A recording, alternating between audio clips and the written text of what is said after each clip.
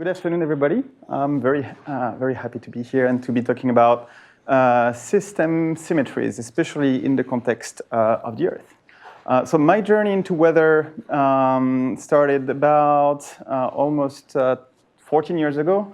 I was one of the founding members of Project Loon, and I was guilty of downloading the first version of Era 5 at Google back in the day because we needed it to explore the possible path of the balloons. I got really excited about deep learning applied to physics, started two companies, one for AI for doing heart disease recognition and one for magnetohydrodynamics, so dealing with plasma physics. And co-founded Atmo in 2019, where we took on the effort of trying to leverage as much deep learning as possible to do weather forecasting for governments and militaries around the world. So this is our global forecast on the left that is running for the Air Force. This is our Philippine model in the middle and on the right. That's a 2-kilometer autoregressive AI regional model that is running in production for them and that they're leveraging every day for their forecast. Okay, that's not what we're going to be talking about today, though. We're going to be taking a step back and looking at where there is symmetry in Earth systems. So, for instance, here we have three examples. The obvious one is the fact that the Earth is spherical, right? So you have symmetry in rotation there. Another example is radar data. You have obviously the quality of the radar data degrades as you get further from the radial. And another example of symmetry is, for instance, a covariance matrix, right?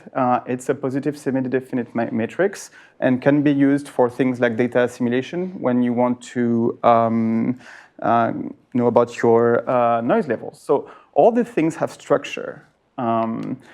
So now we're going to take a little preamble before diving deep and taking a step back and seeing where we can add either geometry, algebra, or topology for machine learning in general. So when we start with a point in Euclidean space, we can, for instance, add a geometry and be on a manifold. That would be a spherical representation, for instance. We can add an algebra, so we can start finding group actions, for instance, rotations or translations. Then you can combine them. You can have algebra and a geometry. You might be familiar with some graph approaches. So, for instance,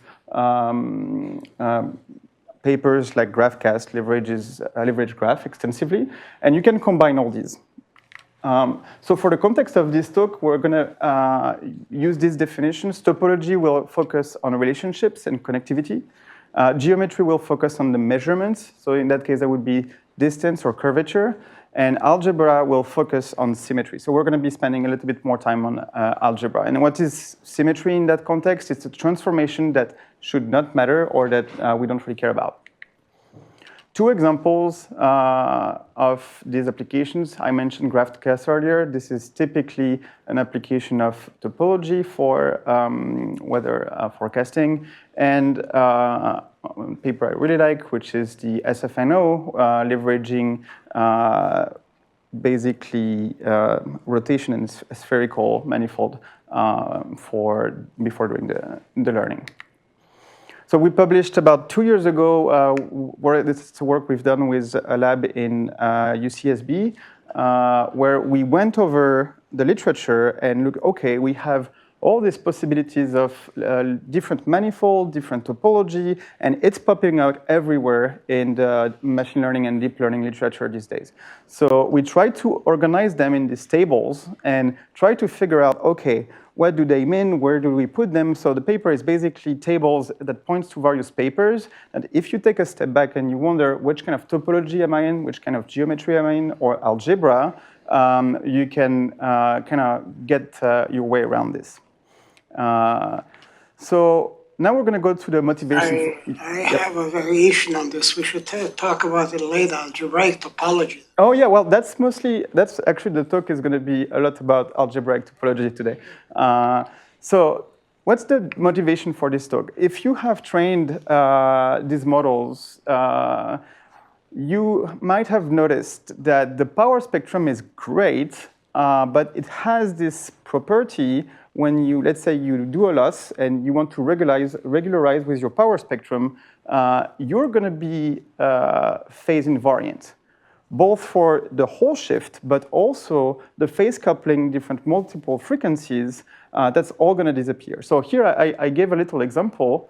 I made a coherent structure, took the power spectrum, and I was able to recreate an image that had the exact same power spectrum. And they have obviously nothing in common. They have the same log power spectrum, the same radial power spectrum.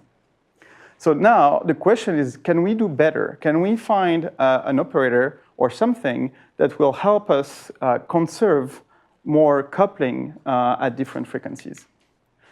Now, I'm going to present the bispectrum. Who is familiar with the bispectrum here? Okay, great. So you can think about the bispectrum like a second or third order, basically, spectrum. Let's think about what that means. So this is just the spectrum. Let's say I have a signal here on the left, and I translate it off tau. Now I take the Fourier transform. This tau here becomes basically a phase shift that comes out. And if I take the power spectrum, so I take the square of the norm, that's going to go in front, and that's going to be 1. So that's like just a kind of a sense of a proof that the power spectrum is phase invariant. So the result is that for these two signals that are shifted, you have the same power spectrum. Now, we mentioned earlier that they can be very different visually and have the same. So now, how do we get there? I mentioned it earlier. We are going to be leveraging the third-order statistics by the bispectrum, and we're going to construct invariant that retain the phase relationship while remaining symmetry invariant. So what does that mean? That means that we want to be invariant to a translation. Let's say, for instance, we're on Earth. The weather is the same pretty much everywhere. The weather dynamics are the same everywhere for some approximation. But you don't want to break the coupling between your different phases at different frequencies because you mentioned it earlier, then there's this cascade of energy, and the power spectrum is going to kind of hide these relationships between low frequencies and high frequencies. So this is the definition of the classical bispectrum, and that's a very nifty trick. What's happening here is that you say, okay, we're going to take two parameters instead of one, like the frequency, we're going to take two frequencies, and we're going to define it as follow. We have the Fourier of the first mode, Fourier of the second one, and then the conjugate of the sum of the two modes. So what that creates, if we think about the same approach as before, we get, if we have a shifted bispectrum, we're going to get that guy coming out here, that guy coming out here, and the conjugate is going to flip the sign. So what that's going to do is that it's going to create a relationship between our mode shifts such that K1 plus K2 is going to cancel. So we have these three members here that create the connection between the various frequencies at the price of having to have twice the number of modes. So that's what I mentioned earlier. If you unroll, you can see that the first mode and the second mode are here, and then we have the conjugate here, and that comes out, and that just cancels in the same way. So it is invariant in translation, but the coupling between the modes are still there. Okay, so a little detour through history. It started in the 60s with David Brillinger that basically came up with all these polyspectra, so bispectrum, trispectrum, etc. Then it started to get used in nonlinearity and signal processing in the 70s and 80s. Then it started to be used in physics, turbulence, geophysics in the 70s and 90s, looking at energy transfer. So this is kind of what I was mentioning earlier. But now there is a whole new word that's opening to us because people are starting to build bispectra for other types of invariance. So not only translation, but all kind of other stuff. And that's what we're going to be digging after that. So now, this is a little plot I did over the weekend for the slide deck, which is a proof, or at least a visual feeling of what the bispectrum looks like. So on the left, you get the pixel space. So this was our original motivation. We have something that kind of looks like, you know, a typhoon. We have the same version that's scrambled on the phase, and we have one that's just shifted, okay? So you can see that the power spectrum is the same for everyone. The bispectrum here, that's just a slice, but the bispectrum is the same for the one that's translated and the original one, but for the one that has phase noise, it's different. So you can see and get the feeling of like, wow, that could probably be useful for regularizing my various losses because I'm going to get a structure that's going to be represented in the phase couplings. Okay, so now the question is, okay, this is cool, but this is like literally in 2D on a plane. How can we adapt this for non-Euclidean geometries, right? Because if you remember the beginning of the talk, we're here to kind of explore how we can maintain symmetries. So the next candidate to think about is the Earth. Can we actually create some kind of bispectrum that is going to be invariant for a rotation on the Earth? So I'm going to do a one slide refresher on group theory first, and you'll, I think, understand why at the end. But what's a group? Okay, so what are the mathematics behind symmetry? A group is just a set of transformations that we usually call elements.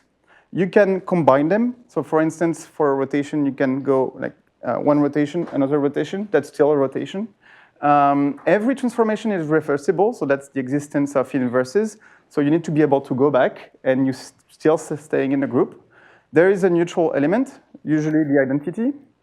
And it's basically, we can think about it as a language that abstracts symmetry, motion, and invariance. At least that's how I like to think about it, especially to come up with new tools for machine learning and deep learning. So the example that we have here is the 3D rotation group, very apropos for the sphere. The elements are the rotation in 3D space, so 3 by 3 orthogonal matrices with determinants 1. There's a composition, so you just multiply the matrices together. That gives you the full rotation. There's an identity, which is the identity matrix. And there's an inverse. So if you transpose your matrix, you get the inverse for rotation matrices, and they just tell you how to get back. Okay, so now we have a kind of high-level view of the rotation group. Now the question is, can we leverage this framework to take the bispectrum to the next level and generalize this translation invariance to invariance for a specific group? And we're going to be digging on the spherical bispectrum now. So the inspiration behind this is a little, oh, yep, go ahead. Can I just ask what the bispectra is, like just like the plot you showed? Yep. So my understanding was there's a K1 and a K2. Is that just like a 2D? So if you have K1 and K2, then is that like just a 2D slice of a 4D space on the right? Yeah, that's right. Okay. Yeah, that's exactly right. Because for a one-dimensional, you get 2 dimensions, and for a 2-dimensional space, you're going to get 4 dimensions. So I'll go over the limits, but towards the end. But obviously, this comes at a price. Just a follow-up on that. Yeah. If you cooked up, like you basically took that to make that random field, you took the power spectra, and then you inverted it and made the. If you cooked up the same kind of random example, but obeying the bispectra, how much like you'll see at the end. I have an application that does exactly that. Okay, so let's go over the spherical bispectrum. So first off, we need some kind of way to find ourselves on the sphere. So we're going to be taking the spherical harmonics. These are very widely used in the community, especially through things like packages like torch harmonics, SFNO and forecastnet v3, and I think v2.5 or v2 are also leveraging this. So this is pretty standard and pretty robust. It's been working well for regular models. So think about it as our coordinate system. Now, the question is, and that's where things get a little bit advanced, and that's going to probably be in terms of peak complexity for this talk. So bear with me. We need something that is going to be the equivalent of a phase shift. And the equivalent of this phase shift is going to be this concept of irreps that are going to help us to define these.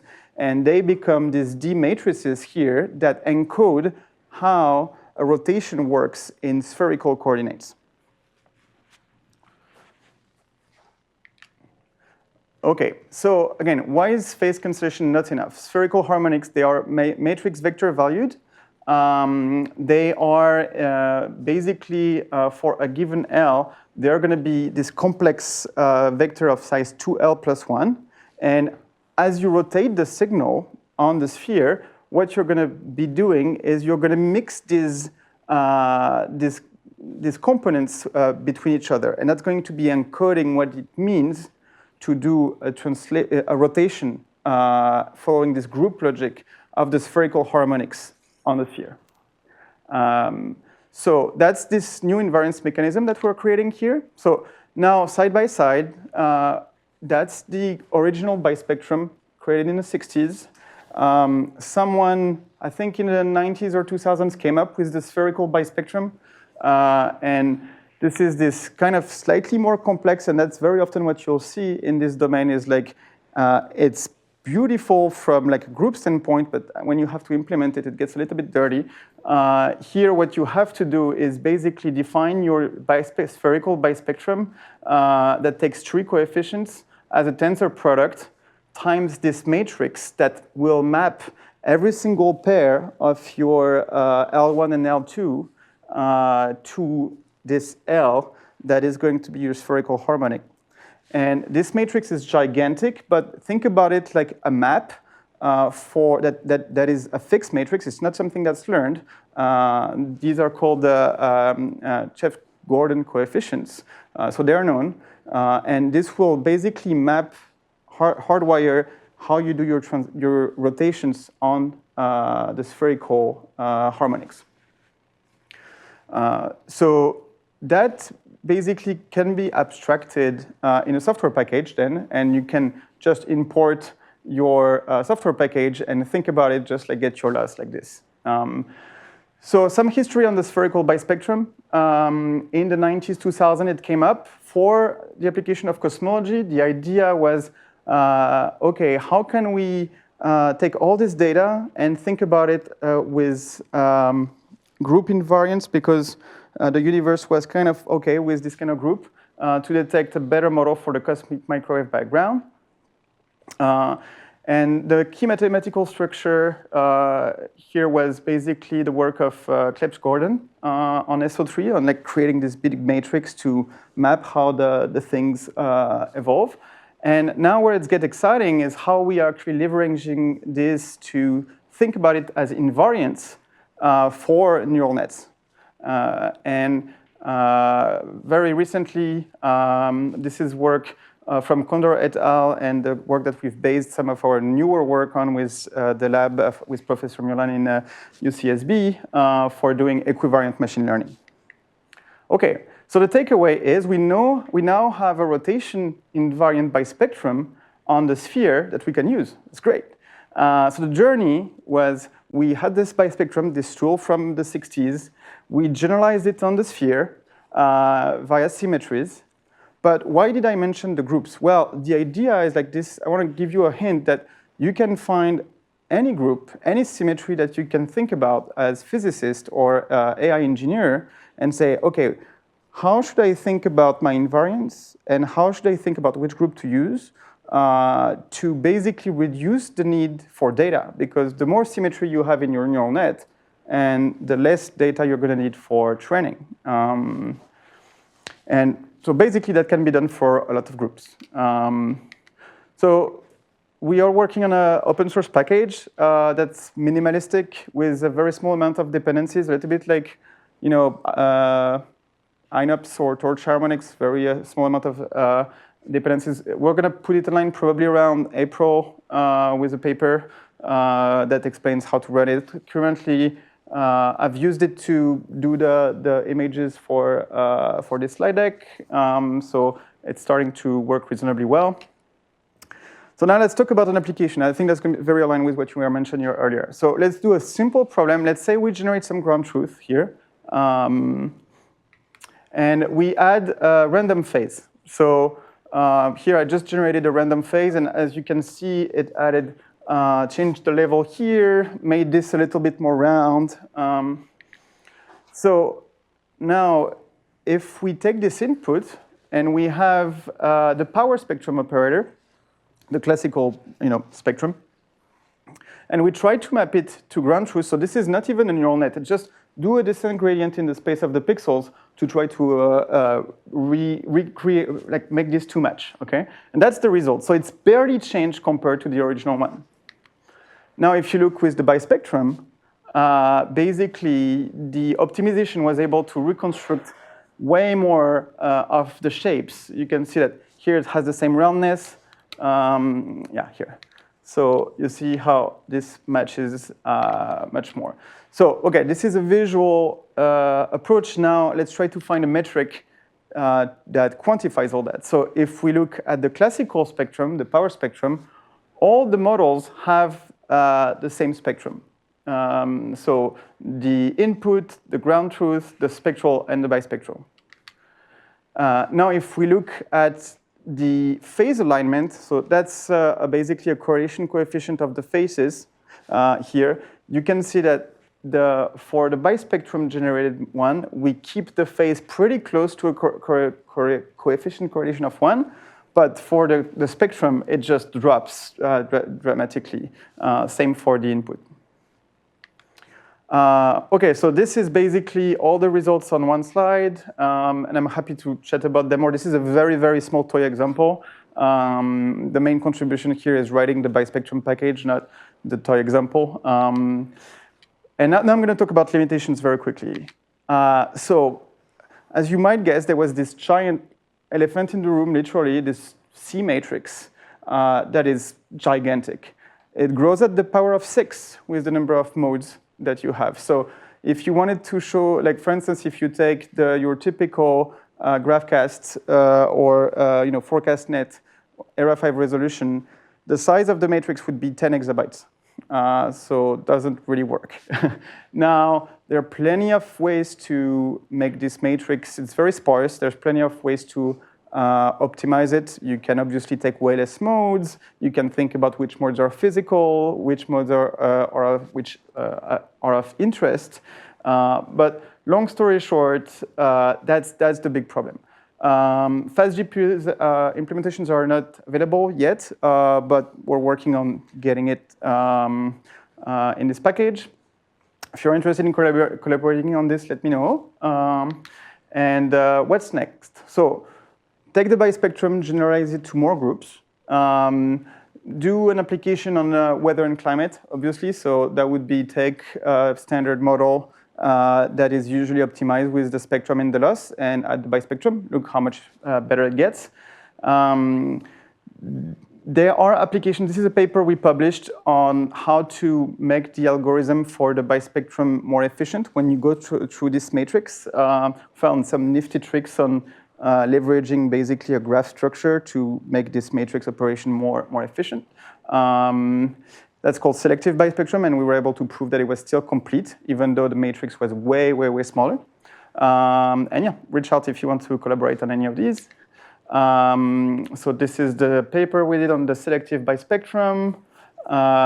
This is the team at UCSB, and this is something I like to do more on the side of, because I run the company on day-to-day and more like evening and weekends, but it's something that excites me quite a bit. So this is with Sofia Sanborn and now, Nina Mulan is the PI in the lab. Yeah, that's about it. Thank you.